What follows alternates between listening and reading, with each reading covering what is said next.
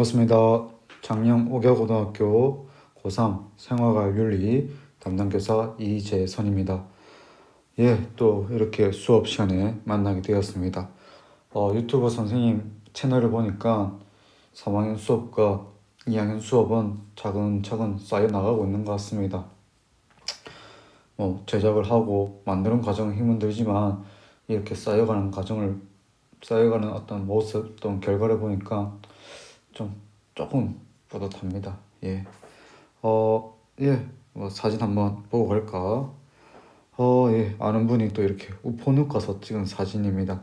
우포늪 밤에 가서 초저녁, 새벽 요 시간대 가서 밤하늘, 네, 별이 빛나는 밤, 예, 사진 이렇게 찍었네요.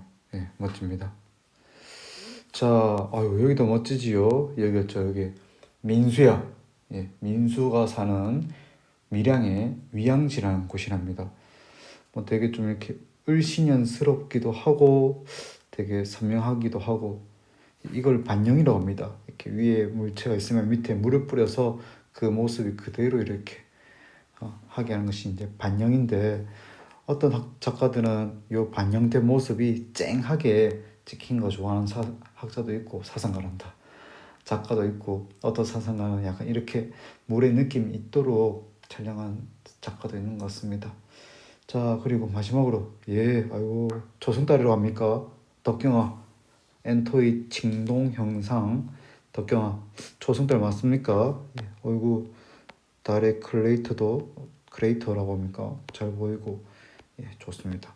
사진 한번 보여주고 싶어서 한번 보여줬습니다. 자, 지난 시간 했던 문제들 해서 문제 한번 풀어보도록 하겠습니다. 예, 기출 문제입니다. 예. 다음은 근대 서양 사상가 갑과 을에 대한 평가를 정리한 노트이다. 갑, 을의 입장으로 가장 적절한 것은, 자, 갑 보도록 하겠습니다.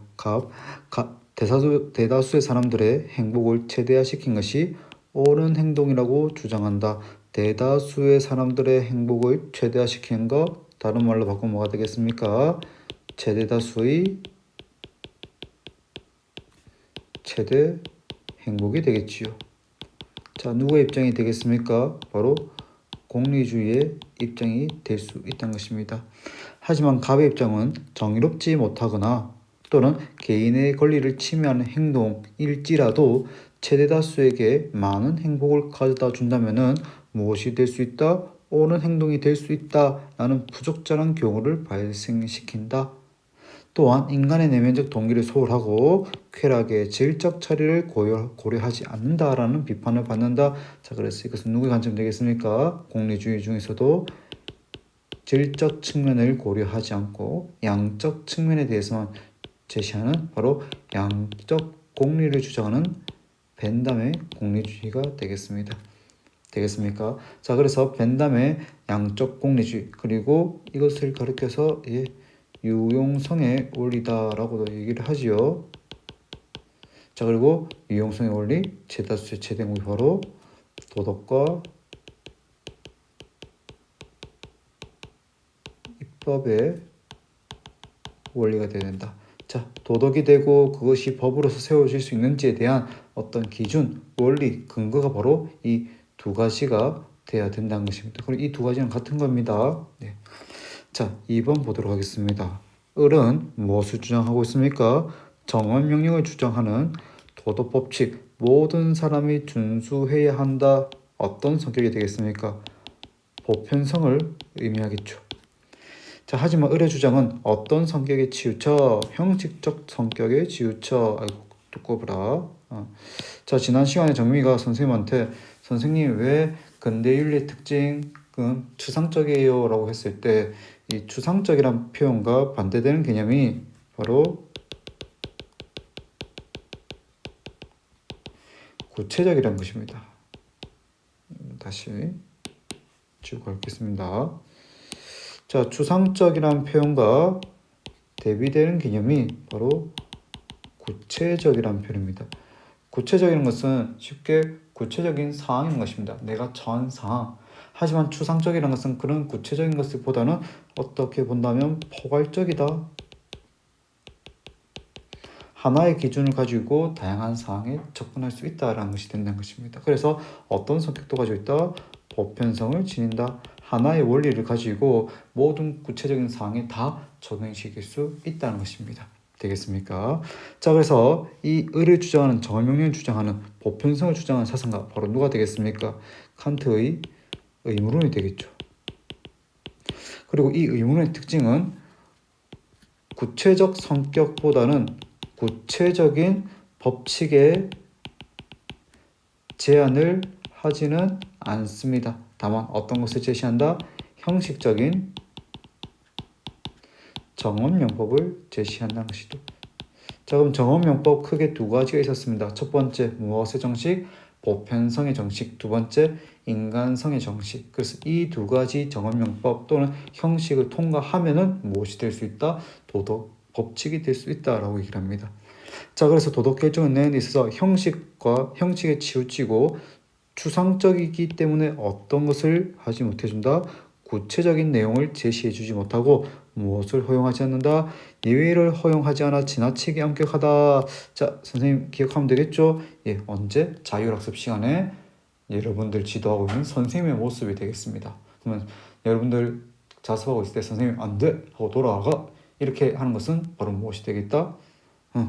예외를 허용하지 않는 엄격함이다 라고 볼 수 있겠습니다.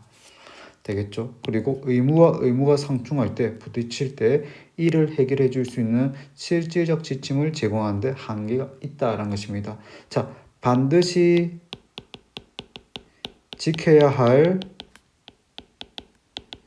도덕과 또 반드시 지켜야 할 도덕이 부딪혔습니다. 사람의 생명을 해쳐서는 안 된다. 거짓말을 해서는 안 된다. 이 두 가지 꼭 준수해야 될 도덕 규칙, 도덕 법칙이 부딪혔을 때 어느 것을 어기고 어느 것을 따라야 되겠습니까? 칸트는 이것에 대해서 대답을 해주기가 어렵다는 것입니다. 되겠습니까?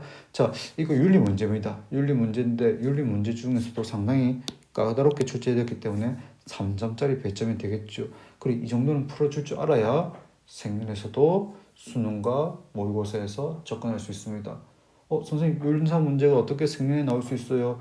윤사 같은 경우는 교과서 여러 페이지에 걸쳐서 출제되는 것이고 생윤 같은 경우는 교과서 한 페이지 한 페이지에 그냥 설명되어 있는 건데, 자, 중요한 것은 개념어가 되겠죠. 최다수의 최대 행복이라는 표현 배웠습니다. 그리고 쾌락의 질적 차이를 고려하지 않고 양적 측면을 강조한다는 거 우리 배웠습니다. 정언명령 배웠고 도덕법칙 배웠습니다. 보편성에 대해서도 배웠습니다. 되겠죠? 그렇기 때문에 이것은 충분히 생윤에서도 나올 수 있는 표현이라는 것이죠. 자, 그럼 1번은 공리주의, 2번은 칸트의 의문론입니다. 한번 접근해 보도록 하겠습니다. 자, 인간 행위가 고통과 쾌락에 좌우된 것이다. 예, 좌우되는 것이다. 그래서 이 벤담이 얘기하는 표현이 뭐가 있습니까? 인류는 자연으로부터 두 군주를 모시게 되었습니다. 그리고 그 두 군주 바로 누구시다? 쾌락과 고통이라는 것입니다. 되겠습니까? 그래서 인간의 행위가 쾌락과 고통에 좌우되는 것이다 라고 얘기한 것이 바로 벤담의 정의 되겠습니다.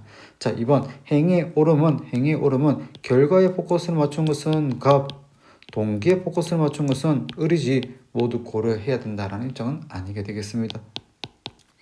3번, 예, 여러분들 이거 많이 틀렸습니다. 이 문제 정답률이 60%밖에 되지 않습니다. 의무에 맞는 행위, 자, 이거 요새 2학년들 배웠는데 아니다, 여러분들 배웠구나. 의무에 맞는 있고,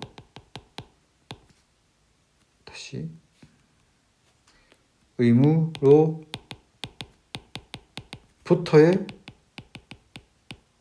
행위가 있습니다. 의무에 맞는 행위란 것은 겉은 일치합니다. 하지만 동기는 그게 도덕적으로 행동을 했는지 안 했는지는 모른다는 것입니다. 되겠습니까?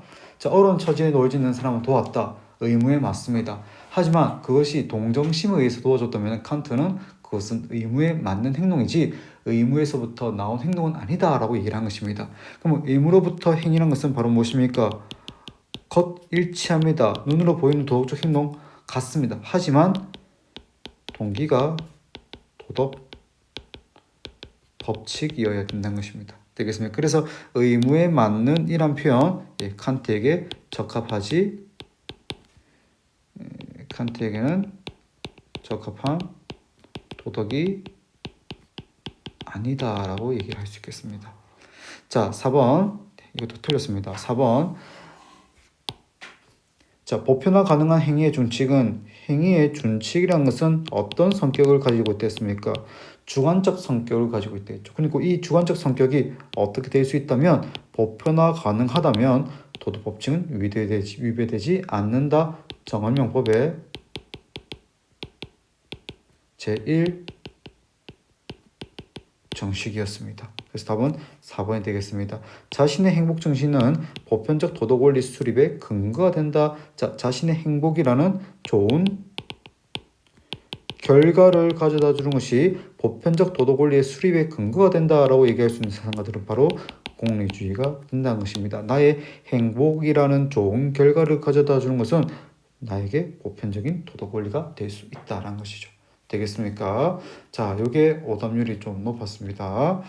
4번 문제 보도록 하겠습니다. 4번 문제도 역시 생윤에서 많이 출제되는 유형입니다. 한번 접근해 보도록 하겠습니다.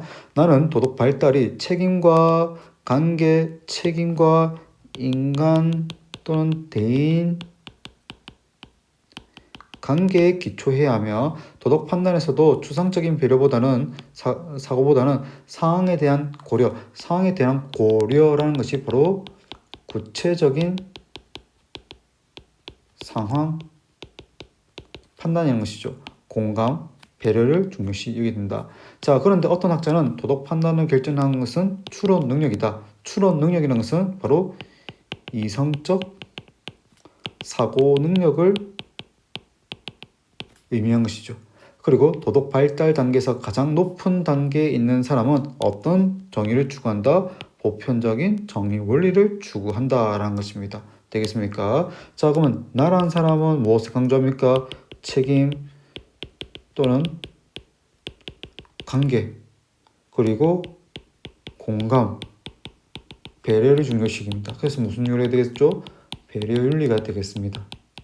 자, 그러면은 어떤 학자, 어학이라고 할까? 어떤 학자, 좀 이상하다. 자, 도덕 판단을 결정하는 것은 얼마나 이성적인 사고 능력이 발달되었는가, 그리고 언제 어디서든 적용시킬 수 있는 보편적인 정의 원리를 시행할 수 있을까라는 것입니다. 되겠죠? 무슨 윤리가 되겠습니까? 정의 윤리가 되겠습니다. 자, 나는 이 학자의 주장이 이렇다고 주장한다. 자, 그럼 나를 A라고 보고 어떤 학자를 B라고 보겠습니다. 그럼 나는 이 학자의 주장이 나의 주장을 관가한다. 또는 이 학자의 주장이 자신의 입장을 강조합니다. 관가, 무시한다, 배제한다. 나의 입장, 나의 이러한 입장. 왜? 이 두 사상은 서로 반대되는, 대비되는 입장이기 때문에. 또는 나는 이 사상가가 이러한 입장을 강조하고 있더라. 한번 접근해 보도록 하겠습니다. 자, 그러면 강가 앞에는 나의 입장이, 강조란 말 앞에는 어떤 학자의 입장이 들어가겠지요. 도덕 판단에서 보편적 원칙의 중요성은 나가 아닌 어떤 학자에게 해당되는, B에게 해당되는 내용이 되겠죠. 그래서 여기는 B의 내용이고 B는 강조가 들어가야 되는데 강가가 들어가 있네. 그래서 틀렸습니다. 자, 개인의 도덕성과 추론 능력이 무관하다. 개인의 도덕성과 추론 능력이 무관하다라고 얘기한 것은 바로 누구의 관점이 되겠죠? A의 관점이 되겠죠. 개인의 도덕성은 이성적 추론 능력과 보다는 이러한 능력이 더 중요하다는 것이 되겠습니다. 그래서 강화한다가 들어가야 되지 강조한다는 것은 틀렸습니다. 3번 도덕 발달 단계에서 정의와 공정성이 중요하다라고 주장한 것은 바로 B의 입장이죠. B의 입장이기 때문에 뒤에 강조가 들어가야 되는데 강가가 들어갔기 때문에 틀렸습니다. 추상적인 도덕 원리 아닌 삶의 구체적인 맥락만을 강조하겠다. 삶의 구체적인 맥락 강조하는 것은 누구의 입장입니까? A가 들어가겠죠. 근데 A가 들어가야 되는데 뒤에 과가 아닌 강조가 들어갔기 때문에 역시 틀렸습니다. 자, 마지막 정의윤리와 배려윤리는 어떻게 돼야 된다? 상호 보완적이 된다. 배려윤리의 결론입니다. 배려윤리의 관점에서는 정의윤리는 어떤 옳고 그름을 명백하게 구분하기 때문에 남성 중심의 윤리다라고 얘기를 한다는 반면 배려윤리란 것은 배려하고 공감하고 따뜻함을 나누기 때문에 여성 중심의 여성만의 도덕성 판단 기준이다라고 얘기를 합니다. 그런데 배려윤리의 끝은 해피엔딩입니다. 이거 두 개가 어떻게 된다? 조화를 이루어야 된다는 것입니다. 그래서 정의윤리는 정의윤리대로, 배려윤리는 배려윤리대로 상호 보완적이 된다. 누구의 관점? 다시 A의 관점입니다. 그래서 이 A의 관점을 강조하고 있기 때문에 답은 5번이면 됩니다. 꽤나 어려웠던 내용입니다. 내용이 어려웠던 것이 아니라 어떤 표현들이 과연 이게 맞을까 저게 맞을까가 좀 헷갈렸던 것입니다. 이렇게 해서 우리가 대단원 1단원의 내용을 한번 정리를 다 해봤습니다. 1단원 중에서도 교과서에 나와 있는 내용 중에 선생님이 설명하지 않는 부분은 아마 여러분들이 편하게 읽어도 충분히 이해할 수 있는 내용이기 때문에 선생님이 건너뛰도록 하겠습니다. 자, 그래서 일단은 중요한 것은 바로 윤리학의 분류, 메타윤리, 규범윤리, 기술윤리. 그리고 이 규범윤리 안에서도 이론 규범윤리와 실천 규범윤리를 구분을 잘 해주기 바랍니다. 그리고 학자들에 대해서 물어볼 수 있는 내용도 있습니다. 사실 윤사와 비교했을 때는 정말 기본적인 내용이지만은 그래도 생윤에서는 유학과 도가 불가, 그리고 의문론적 관점에서 자연법사상가 칸트, 공리주의 관점에서는 양적 공리주의, 질적 공리주의, 그리고 현대의 행위 공리주의와 규칙 공리주의, 그리고 계약론을 통해서 덕윤리, 배려윤리, 책임윤리, 그리고 담론윤리, 그리고 도덕과학과 관련된 행동과학, 그리고 신경과학 이런 부분을 한번 잘 정리를 해주기 바랍니다. 아마 여러분들 뉴스를 보니까 5월 초 중순쯤에 어떤 발표를 해준다라고 하는데 여러분들 계약을 해서 학교로 오면 수능을 치는 학생들의 포커스를 맞추기 때문에 수능 특강과 함께 선생님이 온라인 수업을 통해서 여러분들 만나서 하지 못한 부분에 대해서는 한번 정리를 해 나가도록 하겠습니다. 자, 두 번째입니다. 생명과 윤리입니다. 자, 생명과 윤리 파트 해서 아마 자연계열 학생들의 관점에서는 관심을 보일 수 있지만은, 자, 우리는 생명과학이 아니라 생명과 윤리입니다. 그리고 안에는 여러 가지 주제들이 제시될 수 있습니다. 삶에 대해서, 그리고 죽음에 대한 어떤 철학자들의 관점에 대해서 얘기해 볼 수 있겠습니다. 철학자들은 이 죽음에 대해서 어떻게 생각하는지, 그리고 생명윤리에 대해서도 여러 가지가 제시될 수 있습니다. 그래서 삶에서도 제시되겠지만은 생명복제,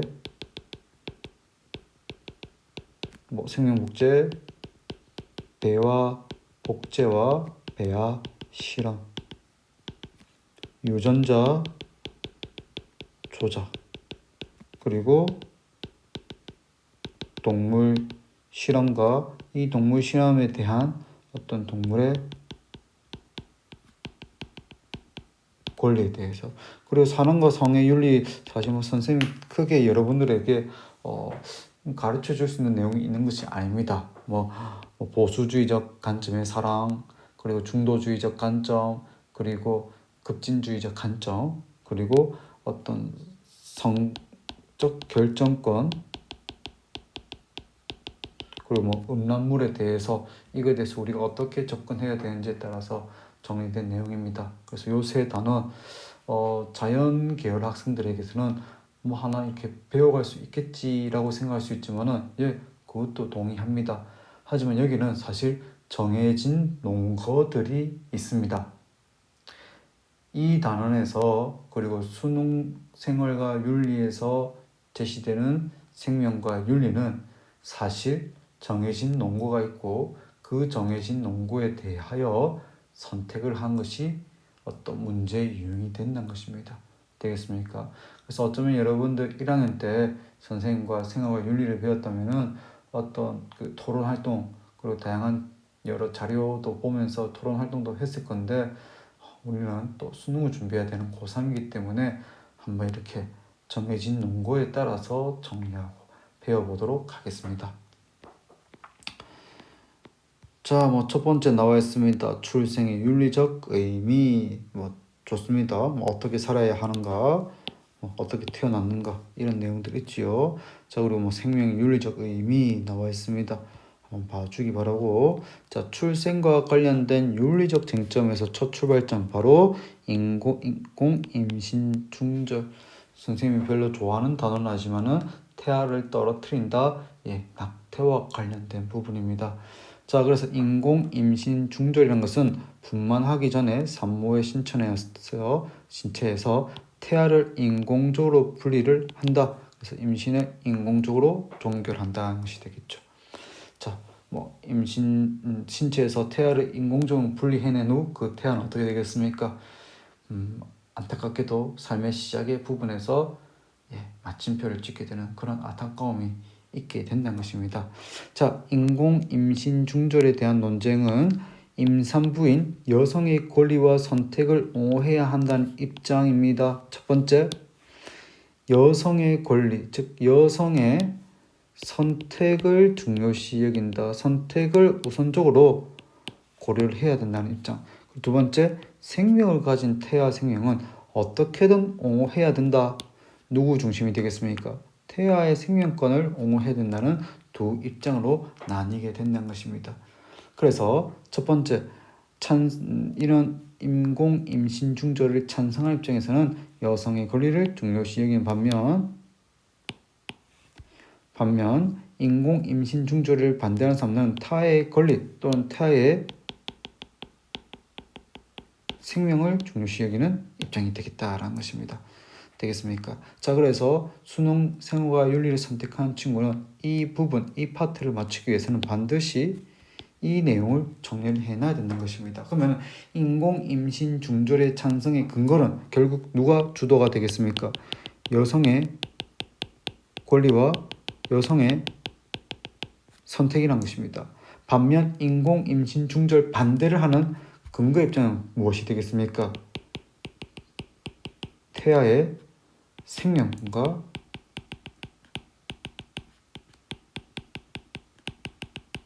가능성이라는 것이죠. 한번 보도록 하겠습니다. 첫 번째, 소유권의 논거. 태아는 누구의 것이다? 여성의 것이다. 되겠죠. 여성의 신체 내에 있기 때문에 태어나기 직전까지 이 아이는 결국 누구의 것이다? 여성의 것이다. 생산 근거, 여성이 태아를 생산한다. 자율 근거, 인간은 자신의 신체에 대하여 자율적으로 선택할 권리가 있듯이 내 뱃속에 있는 이 아이에 대해서도 여성이 선택을 할 수 있다는 것입니다. 평등적 근거 그리고 정당 방위의 근거, 이건 뭐가 관련되겠습니까? 범죄에 의한 임신이 되었을 때 여성은 스스로 자기 방위할 수 있고 스스로 정당 방위할 수 있다는 것이 되겠죠. 자, 반면 인공 임신 중절을 반대하는 근거는 다음과도 같습니다. 대부분 태아는 무엇이 될 수 있는 존재이다? 바로 인간이 될 수 있는 존재란 것입니다. 그래서 태아는 생겨날 때부터 성인으로 발달할 수 있는 잠재성을 가지고 있다. 자, 여러분들 중에 태아가 아니었던 사람 있습니까? 아니죠. 태아였기 때문에 여러분들이 자라서 태어나고 지금 이 모습으로 공부를 하고 있을 수 있다는 것입니다. 존엄성의 근거, 태아는 태어나면서부터 잠재성 가지고 있고 생명이기 때문에 존엄하다. 그렇기 때문에 잘못이 없는 인간 해친 행위는 도덕적으로 옳지 않다. 태아는 어떤 존재이기 때문에 죄를 지은 어떤 성범죄에 의해서 임신이 된다 하더라도 그 성범죄를 저지른 그 사람의 문제지 그 사람에 의해서 생겨난 아이에게는 책임을 물을 수 없다. 되겠죠. 성범죄를 저지른 사람들은 안 잡히면은 밖에서 정상적인 말도 그렇다. 그냥 밖에서 살아가겠고 잡히면은 감옥에서 살아가겠지만 아무런 죄가 없는 태아는 어떻게 된 거죠? 임신 중지를 해서 죽게 되는 것이죠. 되겠습니까? 그래서 인공 임신 중지를 찬성하는 근거와 인공 임신 중지를 반대하는 근거의 출발은 바로 무엇이다? 네, 여성의 권리냐, 태아의 생명권이냐. 되겠습니까? 이런 내용을 기억해주면 되겠습니다. 자, 그러면 밑에 보도록 하겠습니다. 이게 그냥 허용되고 그냥 허용 안 되고가 아니라 이것도 우리나라의 법에 정리되어져 있습니다. 모자, 어머니와 자식과 관련된 공중보건법이라는 것입니다. 자, 다음 같은 사항에 대해서만 동의를 받은 후 이것을 진행할 수 있다. 그러면은 이게 아니고서는 임신 중절을 할 수 있다 없다? 없다는 것이 되겠지요. 첫 번째, 유전학적 질병. 두 번째, 전염성 질병, 범죄에 의한 것. 그럼 또는 모체의 건강을 심각하게 위협하는 상황. 그럴 때는 어쩔 수 없이 임신 중절을 할 수 있다라는 것이 되겠죠. 자, 우리나라에서는 이렇습니다. 여러 가지 조건이 바로 24주 이내 태아, 즉 몇 개월이 되겠습니까? 반년 이전에는 이런 특수한 상황에 대해서는 적용이 가능하다는 것이죠. 자, 그러면 24개월이 얼마나 큰지 한번 보도록 하겠습니다. 수정란, 작지요? 구주대 되게 작답니다. 3개월, 근데 6개월 보도록 합시다. 어떻습니까? 거의 아이 형태를 지니고 있죠. 사람의 형태를 지니고 있습니다. 그런데 이때 어떤 조건이 된다면 이 아이를 어떻게 할 수도 있다? 중절 수술을 할 수도 있다는 것입니다. 그럼 태어나겠지요. 그래서 갓 태어난 아기의 피부는 본 적이 없어갖고 그런 아기는 한번 본 적이 있습니다. 선생님이 사실 되게 좀 무뚝뚝해 보이고 하지만은 또 아기를 되게 좋아합니다. 그래서 좋아하는 프로그램 중 하나 슈퍼맨이 돌아왔다. 선생님 주말 되면은 저녁에 못해도 벤틀리나 윌리엄과 벤틀리는 꼭 보고 한 주에 마무리를 하고자 합니다. 예전에 그 명절 때 어떤 친척집을 가게 되니까 저 임정수 선생님 친척집입니다. 그렇죠. 가게 되니까 태어난 지 50일 된 아기를 본 적이 있습니다. 이렇게 하는데 발을 만져봤는데 여러분 한번 만져본 적 있습니까? 아직 한 번도 걸어보지 못한 사람의 발, 진짜 부드러운 지우개 같았습니다. 진짜 부드러운 굳은살 하나 없고 이러면서 여러분들 한번 뒤꿈치 한번 만져보세요. 얼마나 튼튼합니까? 근데 그때 그 아기 뒤꿈치 만져보고는 한 번도 걷지 않은 인간의 발바닥이 이렇게 부드럽구나 라는 것을 한번 경험해봤습니다. 되겠죠? 이어서 이런 부분들은 여러분들이 읽고 정리하면 되는 부분들입니다. 수능 생활과 윤리를 치는 학생들의 경우입니다. 생식 보조술, 인공 수정이 되겠지요. 인공 수정과 관련된 문제점은 바로 대리모 출산과 관련된 문제란 것입니다. 사상가들 그리고 서양의 사상가들이 죽음에 대한 철학적 관점을 제시하는 것입니다. 공자를 대표하는 유가 사상가에서는 이런 것을 강조합니다. 죽음에 대한 관심보다는 현재 살아가는 도덕적인 삶을 더 강조한다는 것이죠. 그래서 유가에서는 어떤 것을 더 중요시하냐? 바로 죽고 난 이후의 그 세계보다는 현세의 삶을 더 중시 여깁니다. 그래서 어떤 제자가 공자에게 물어봅니다. 선생님, 죽고 난 이후는 어떻게 됩니까? 귀신에 대해서 얘기를 해줄 수 있습니까? 라고 하니까 공자께서는 이렇게 얘기하시죠. 살아있는 지금도 내가 다 깨닫지 못했는데 어떻게 죽고 난 그 이후의 세상에 대해서 내가 알 수 있겠냐? 이렇게 얘기를 합니다. 자, 이어서 장자, 즉 도가에서는 삶과 죽음의 자연스러운 현상, 하나의 현상으로 보았습니다. 그래서 살고 죽음은 자연의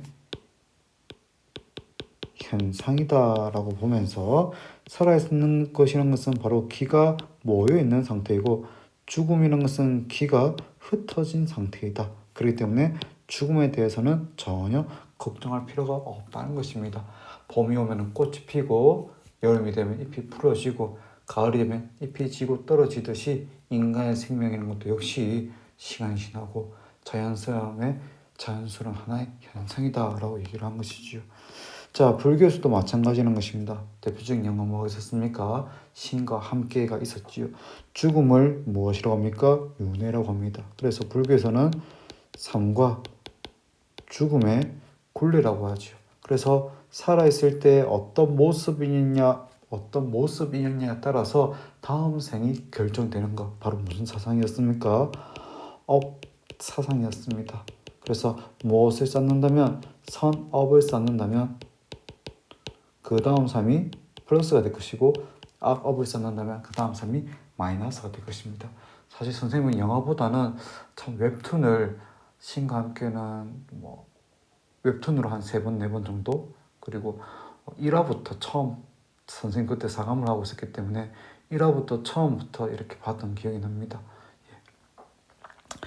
자, 그래서 이때 어떤 세상에서 태어날지는 그 이전 세상에서 살아있을 때 어떤 모습으로 살았는지에 대한 업보, 여러분들이 하나하나 행동이 선업이 될 수도 있고 악업이 될 수도 있고, 선업이 쌓여서 그 다음 세계는 더 나은 모습, 하지만 악업이 많이 쌓였을 때는 그 다음 생에서는 더 안 좋은 모습으로 살아갈 수 있다는 것입니다. 자, 그래서 불교에서는 자기 자신의 본래 모습을 깨닫고 이와 같은 끊임없는 윤회의 고통, 즉 삶과 죽음이란 것은 하나의 윤회의 고통이라는 것입니다. 그럼 이 윤회의 고통, 윤회의 굴레에 계속 머물러 있어야겠습니까? 아니죠. 어떻게 되겠습니까? 벗어날 수 있어야 된다. 이것이 바로 해탈과 열반의 경지다라고 볼 수 있습니다. 그래서 불교에서는 죽음이란 것은 삶 이후의 죽음, 그리고 그 다음 다시 삶, 이렇게 이어진 것이라면, 이게 윤회라면, 우리가 해탈과 열반이라는 것은 이 삶과 죽음의 굴레에서 벗어난다라고 생각하면 되겠습니다. 되겠죠? 윤회의 고통,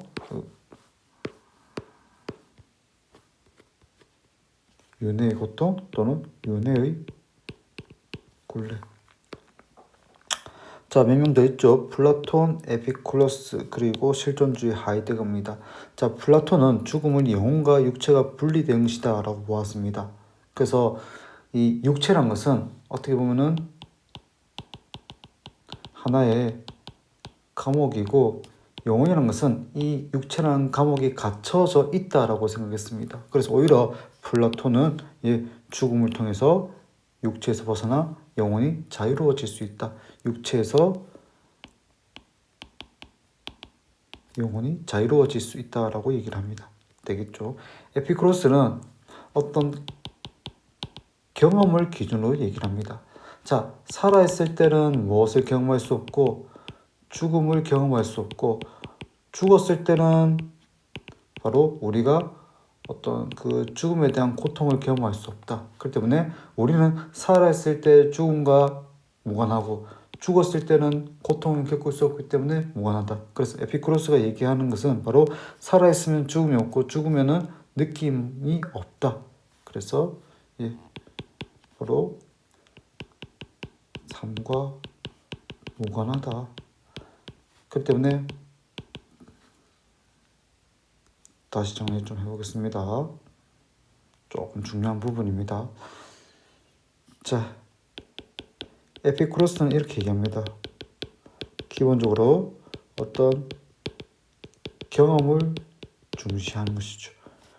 그래서 살아있을 때는 죽음을 경험할 수 없고,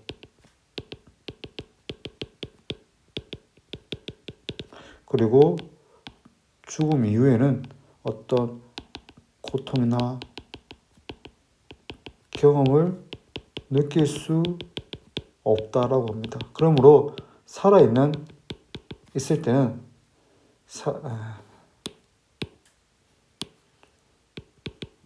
죽음은 우리의 삶에서 무관하다라고 얘기를 한 것이죠. 되겠죠? 그리고 죽음은 이런 원자가 분리되어, 요거 나중에 계약하면 다시 한 번 더 얘기하도록 하겠습니다. 계약 이후에 설명을 해주도록 하겠습니다. 하이데거는 죽음을 통해서 진정한 삶을 살아갈 수 있다. 어떻게 보면 어떤 죽음을 체험하거나 상상하는 것만으로도 삶의 소중함을 깨달을 수 있다라는 얘기가 되겠습니까?